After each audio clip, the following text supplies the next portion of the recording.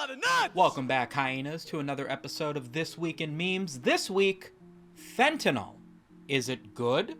Is it bad?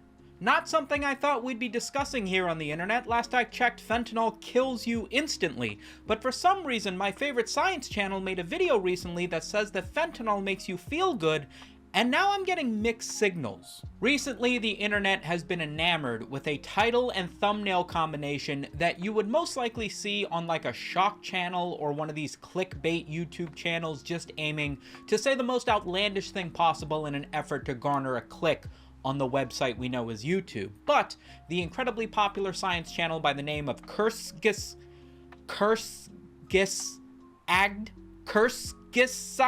it's a good thing they put hyphen in a nutshell, because if they didn't, I don't know what anybody would be calling this channel if you don't speak Polish or whatever this is in. The video title is as follows: Why does fentanyl feel so good? Accompanied by a thumbnail in the traditional art style that they use in all of their science videos that shows what appears to be a woman in such euphoria from the symptoms of fentanyl that she is literally floating above the earth in ecstasy. Titled fentanyl in the thumbnail. Are we sponsored by fentanyl? What is this video? This channel, titled Kurzgesagt, I think is how you say it, is currently sitting at 24.1 million subscribers, which means it is tied for the number of subscribers with Michael from Vsauce, meaning it is probably the most popular science/education-based channel on YouTube. Now that I've said that without Googling every single sentence I say in these videos, it's almost definitely going to be proven wrong in the comments. But besides that, their banner states quality over quantity. They have made over almost 300 videos just explaining science-related things in their traditional animated style. They've been uploading like once a month or give or take. This is a very well-respected channel, and it's because of that and the fact that they're in sort of like the education niche that it feels so incredibly weird, like almost liminal, to see them post a video that's got a title and thumbnail combination that is so incredibly clickbaity that it feels more in line with cheaper, more, shocking news-driven channels that you would see all over the rest of YouTube. Why is it that an educational channel that's supposed to be there in order to inform you about a science topic has to play by the same rules that like somebody talking about Mr. Beast being canceled has to play by? Why does fentanyl feel so good? Because it's fun to put in your bum. Hashtag drugs in my bum. Can't argue with that. Before we continue to talk about the benefits of fentanyl, I want to take a second to talk about today's video sponsor, Into the AM. I am definitely getting an email to stop doing transitions like that, but I'm sure you guys are familiar with Into the AM at this point. They've been sponsoring this channel for several years. They're a clothing company based out of California, and they're currently running their Memorial Day sale. The entire website has a bunch of extra % off the entirety of their selection going through the 31st of this month. So if you guys want to pick up any of the graphic tees that you see me wearing in all of my videos, or one of these new relaxed button-ups that have like an all-over print that finally came in the mail for me, I think I look great, and you guys can look great too by using my link in the description to not only get their Memorial Day discounts running through the 31st, but an extra 10% off using that link or my discount code Sumito. Thank you, Into the AM, for sponsoring this video. Taking a look through the video catalog of Kurzgesagt, it's actually not uncommon for them to be using these sort of outlandish title and thumbnail combinations. Things like, what if it rained bananas for a single day, and what actually aliens might look like, are classics. My personal favorite is South Korea is over. Which, what?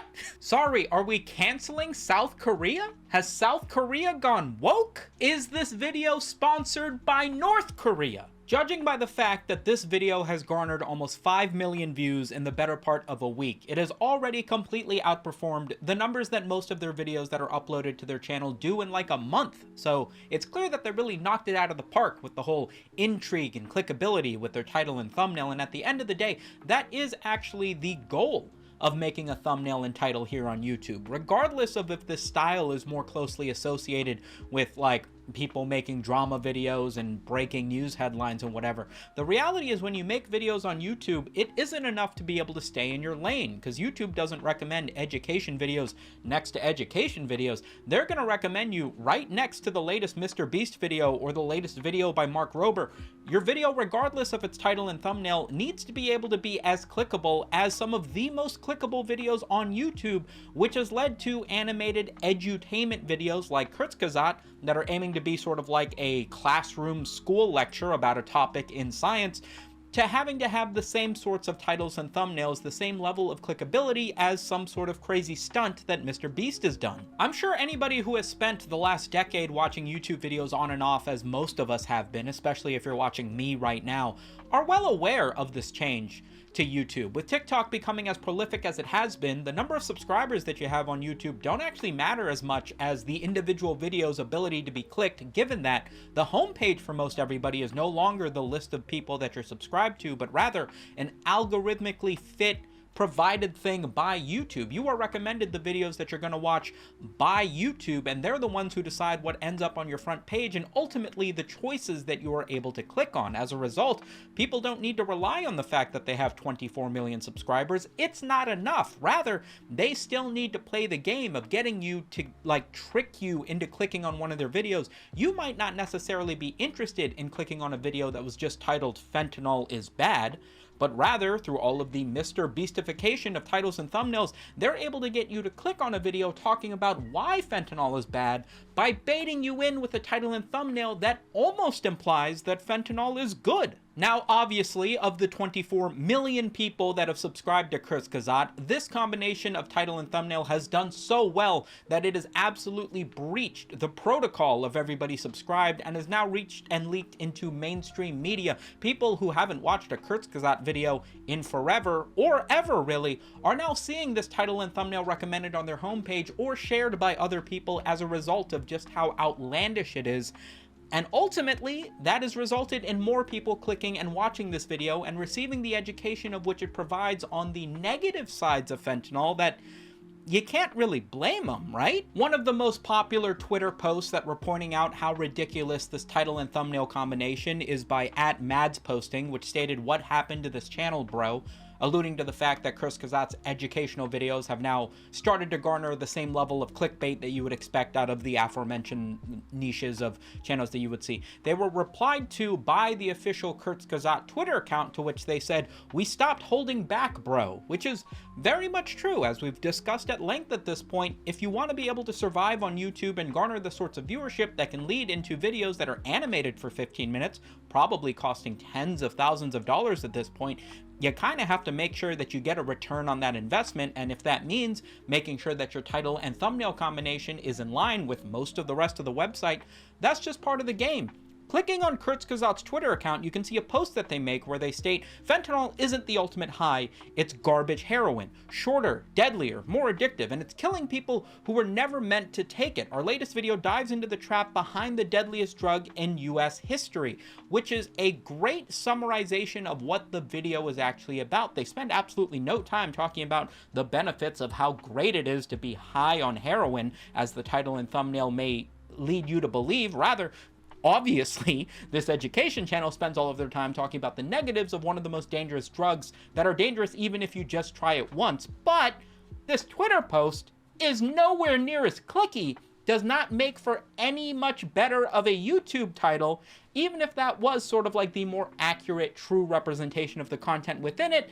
They gotta play the clickbait game. It's a little bit of a bleak outlook, right? Even if you were to be a YouTuber who got up to 10, 20 million subscribers at the point where it's like, you should be set for life and make whatever sorts of videos you want to, the reality is that even the biggest channels on YouTube still have to abide by the same rules, lest they be sent into the purgatory of your title and thumbnail wasn't clickable enough, enjoy the 5,000 views and be happy that that's what you got.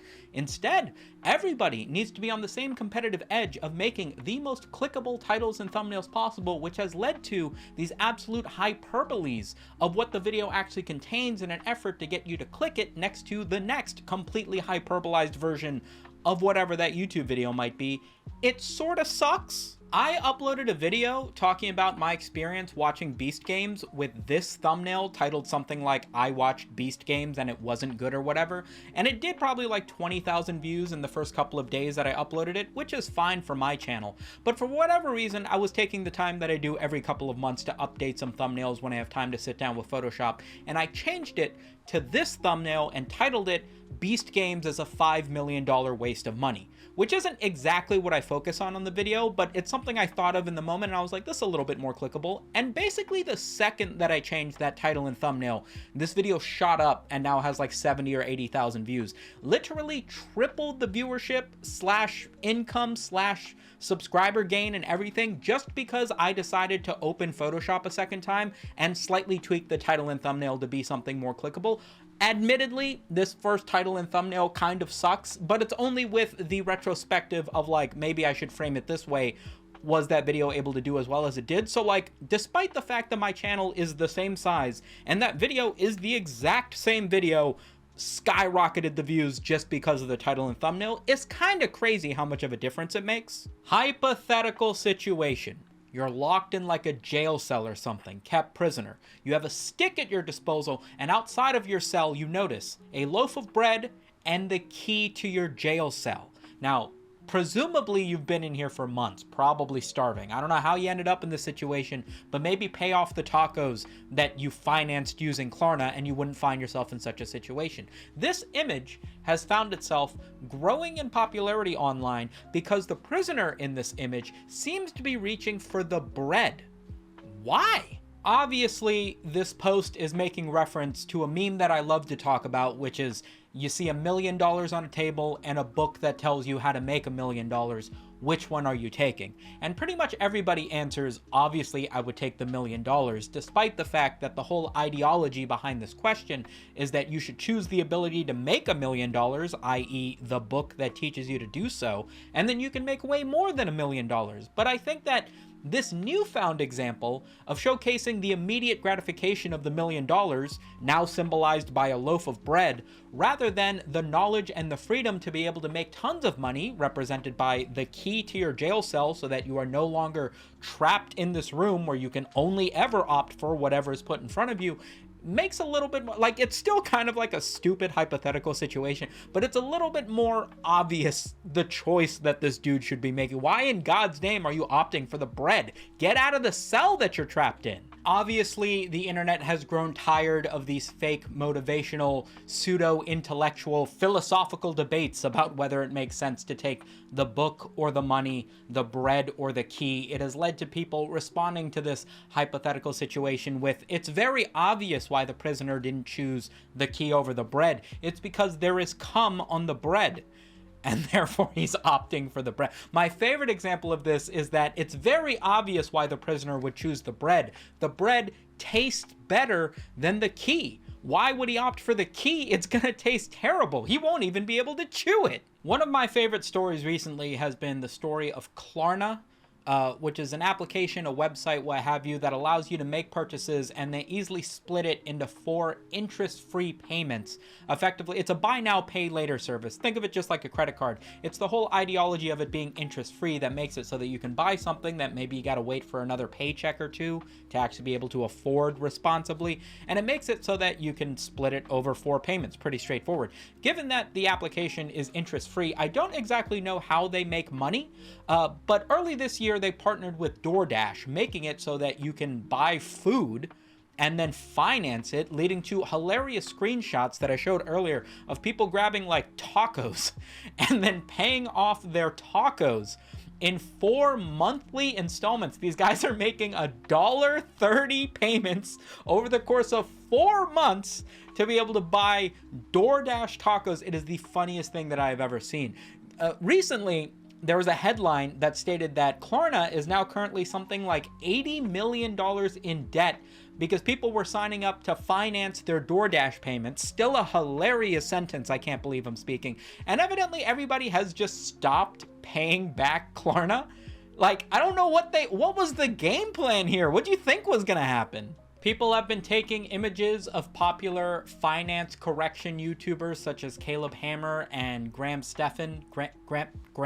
Cardone, one of the G guys, basically just making a face titled something like, "What do you mean you financed a Chipotle burrito? What do you mean you're $12,000 in debt to DoorDash? Like, what does that sentence even mean?" If you guys have any funny news or interesting tidbits from the internet, please let me know down in the comments so I can cover it in the next video. It's right below the subscribe button, which you can smash if you haven't already. A big thank you to the patrons going in the back and to Into the AM for sponsoring this video. I will catch you guys later this week. Spisu.